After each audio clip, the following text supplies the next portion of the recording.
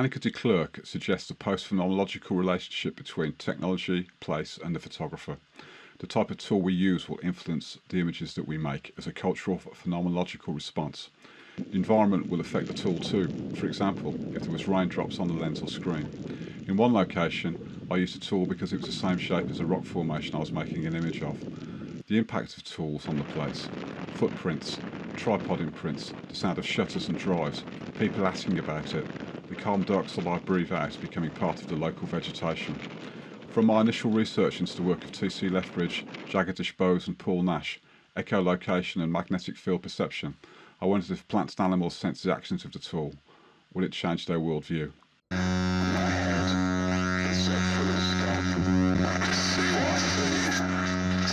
Sermons to the birds, birds can still sing their own song.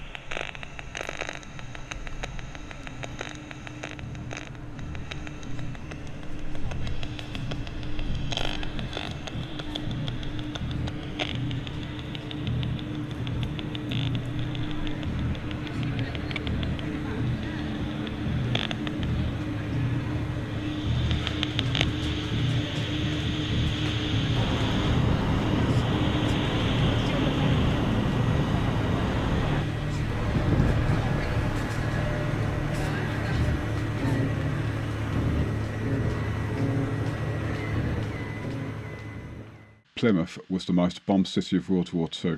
The centre had to be almost completely reconstructed. The 1946 film The Way We Live documents this. The Civic Centre was a centre point of Plymouth's utopian reconstruction. It is aligned to the cardinal points. Now empty, it waits for redevelopment. Direct visual rephotography was difficult or impossible in some locations because of the original vantage points no longer existing, because of new buildings and city layout. I made digital moving images and field recordings at each place, which were then re-recorded with the field recordings modulating the audiovisual synthesizer to produce visual sound images. The re-recorded moving images were screenshot as still images. Electromagnetic and audio spectrograms made at the places were used as under or overlays as a form of photo montage. Roland Barthes described the still as a quotation. If movement in film is the framework of a permutational unfolding, the still is inside the fragment. The images have time that runs from left to right and back into the image. Representation of sound is sometimes frozen.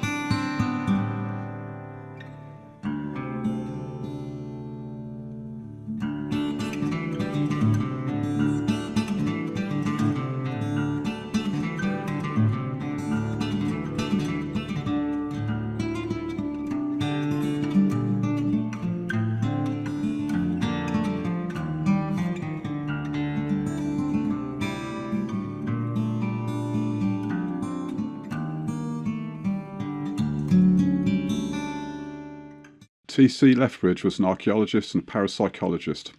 Lethbridge expanded the stone tapes concept of place memory, a hypothesis suggesting that some materials can store records of past events as environmental media. Fear, joy, or ghost sightings were vestigial sensory perceptive systems replaying these records. Jagadish Chandra Bose devised a system that rendered sensory reactions in plants visible, thus identifying them as living organisms. Bose also developed systems that recorded and measured reactive patterns in non-living objects. Bose was a pioneer in the use of radio and microwave optics. Paul Nash, artist and photographer. Nash's vision of genius loci, the spirit of the land, the wild privacy. The hidden lands unseen because they are not perceived and not because they are invisible.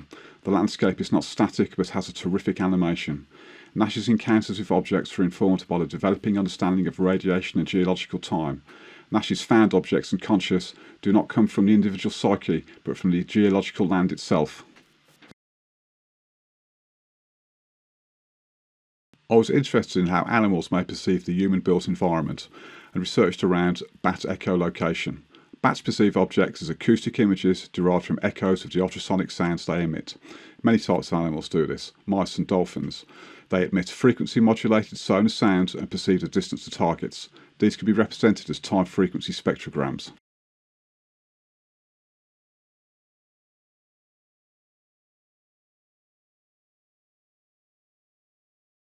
I have continued with my previous work around John Burge's concept of the photographic quotation and rendering visible the unperceived aspects of the place.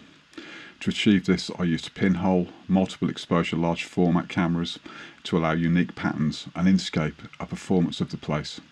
I started by using multiple formats in making images at the chosen places. I did have spectrogram software, an audio-visual synthesizer made from recycled video recorders, and a modular synthesizer that I use as part of my audio-visual production studio. Using existing tools in a different context was appropriate from a see what happens and sustainability review.